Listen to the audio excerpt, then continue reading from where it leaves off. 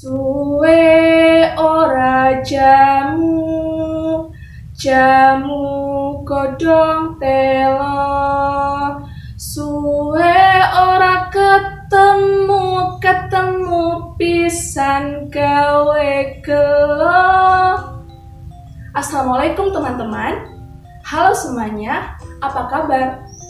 Lagu tadi merupakan sebuah lagu daerah yang berasal dari Jawa Tengah. Iya, negeri kita, Indonesia, memiliki banyak sekali budaya daerah. Selain dari lagu daerah, Indonesia juga memiliki banyak cerita rakyat. Salah satunya akan saya ceritakan pada video kali ini. Penasaran gak nih? Baik, kali ini saya akan membawakan sebuah cerita rakyat yang berjudul Timun Emas. Alkisah. Di sebuah desa yang ada di daerah Jawa Tengah, hiduplah seorang janda tua yang bernama Mbok Srini. Mbok Srini hidup kesepian setelah suaminya meninggal beberapa tahun yang lalu. Ia sangat menginginkan kehadiran seorang anak untuk menemaninya. Setiap hari, ia selalu berdoa agar ia diberikan seorang anak.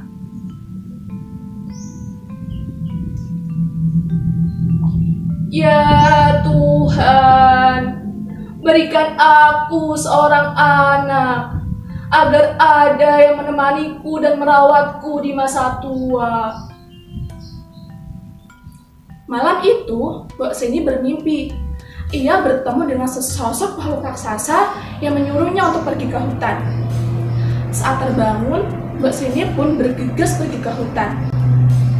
Betapa terkejutnya Mbok Srini ketika sampai di tempat itu, ia menemukan sebuah bungkusan yang berisi sebutir biji timun. Tanpa disadari, muncullah sesosok makhluk raksasa di hadapan Mbok Srini. Mbok Srini pun ketakutan. Maaf Tuan raksasa, jangan makan aku masih ingin hidup. Hahaha. Aku tidak akan makanmu, janda tua. Bukankah kamu menginginkan kehadiran seorang anak? Lekas tanam biji timun itu. Kelak kamu akan mendapatkan seorang anak. Tapi ingatlah, ketika anak itu sudah dewasa, berikan kepadaku untuk aku jadikan santapan. Mbok Srini pun setuju. Ia kembali pulang dan segera menanam biji timun itu. 2 bulan berlalu.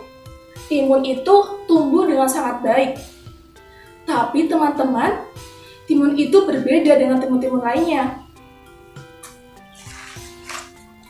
Timun itu berwarna kuning keemasan dan ukurannya sangat besar. Ketika sudah matang, Mbok Srini pun memetik timun itu, kemudian membawanya ke dalam rumah.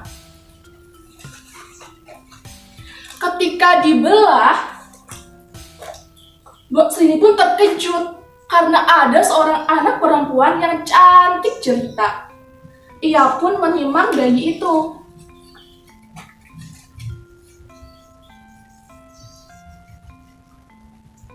Tak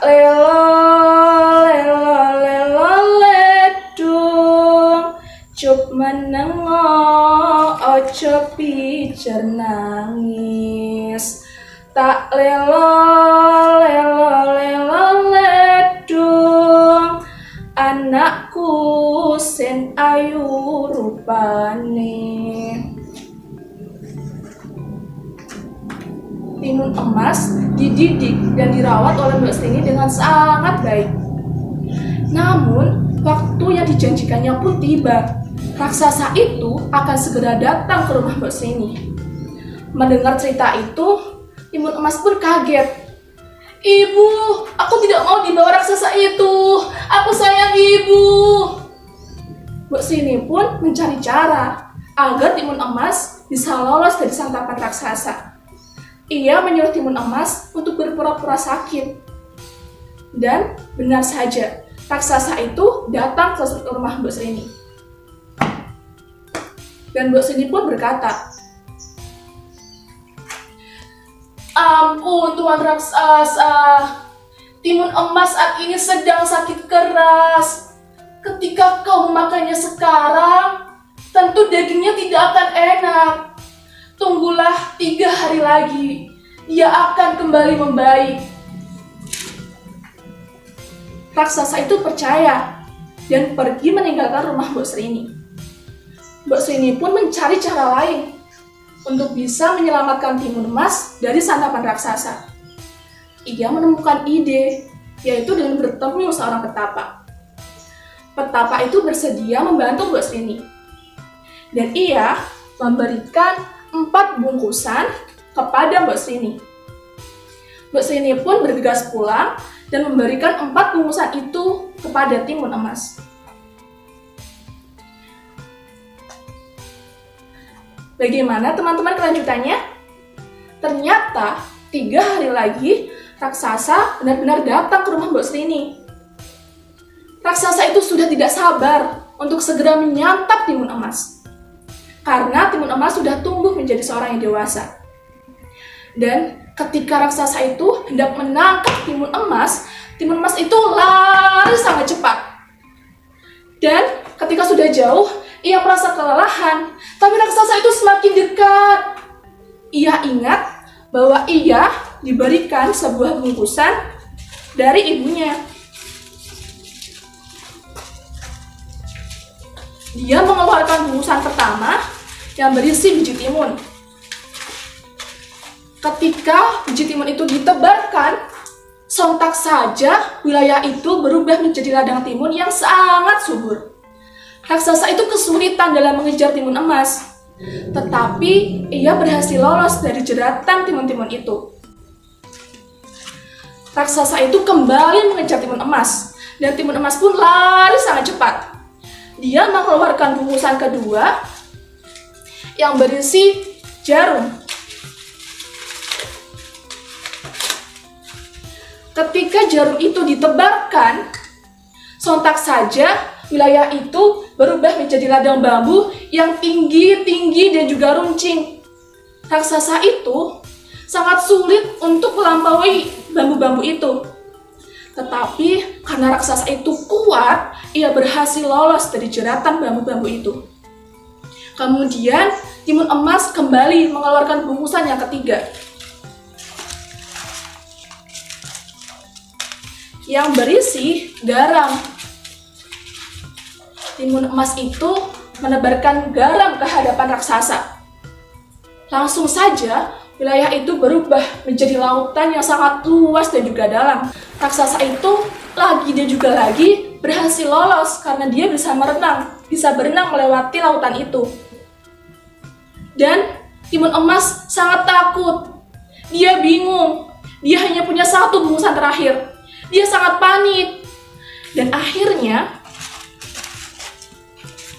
dengan penuh keyakinan, timun emas itu menaburkan bungkusan terakhir yang berisi terasi.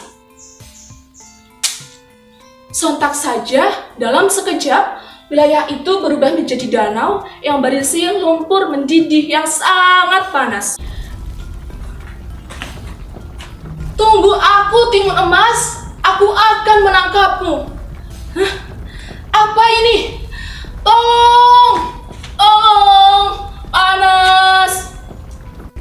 Raksasa itu mati dan juga tenggelam di danau yang berlumpur panas itu. Timun emas pun kembali pulang. Dan timun emas dan Mbok Srini sangat bersyukur karena berhasil lolos dari jeratan dan santapan raksasa. Sejak saat itu, hidup Mbok Srini dan juga timun emas hidup bahagia. Demikian cerita dari timun emas. Menurut teman-teman, apa sih hikmah dari cerita itu? Ya, betul sekali. Bahwa perjuangan yang disertai usaha dan juga doa, pasti Tuhan akan memberikan pertolongan kepada kita. Jadi, jangan mudah menyerah ya teman-teman. Sekian dari saya, semoga bermanfaat. Kurang lebihnya mohon maaf. Terima kasih semuanya. Wassalamualaikum warahmatullahi wabarakatuh.